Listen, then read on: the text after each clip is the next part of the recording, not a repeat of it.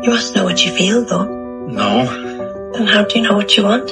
Some stories stay with you, not because of what happens, but because of what almost happens. That's how normal people felt to me. At first, it looks like a simple love story. Two people who keep finding each other, losing each other, and circling back again. But the longer I watched, the clearer it became. This isn't really about love. It's about communication, or more honestly, the lack of it. Connell and Marianne care deeply about each other. That's never in doubt. But instead of speaking honestly, they assume, they hold back, they wait, and that waiting becomes a habit. There are moments when one honest sentence could change everything. Moments where clarity is right there, but fear always gets there first. Fear of rejection, fear of being misunderstood, fear of wanting more than the other person can give. So they choose silence, not because they don't care, but because caring feels risky. Watching this, I kept thinking about how familiar that is. How often do we expect people to understand us without ever really explaining ourselves? How often do we pull away instead of leaning in?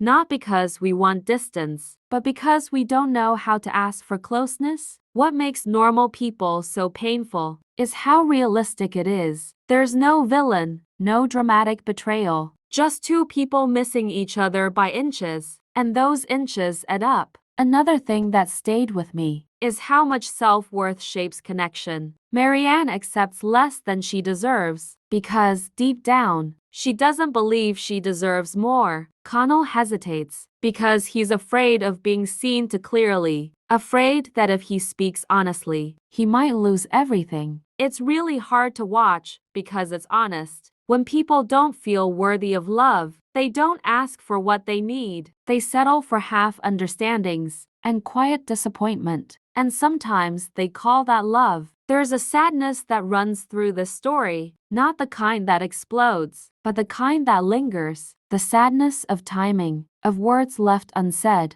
of choosing safety over vulnerability. What I appreciated most is that the series doesn't judge its characters. It doesn't punish them for their mistakes. It simply observes them. And in doing so, it holds up a mirror. It asks us how often we stay silent when honesty might bring us closer. How often we wait for the right moment instead of creating it. Because connection isn't built on assumptions. It's built on courage. The courage to speak. The courage to risk misunderstanding. The courage to say what we feel before time decides for us. And maybe that's the quiet lesson here. Love doesn't always disappear because it wasn't real. Sometimes it disappears because neither person was brave enough to fully step into it.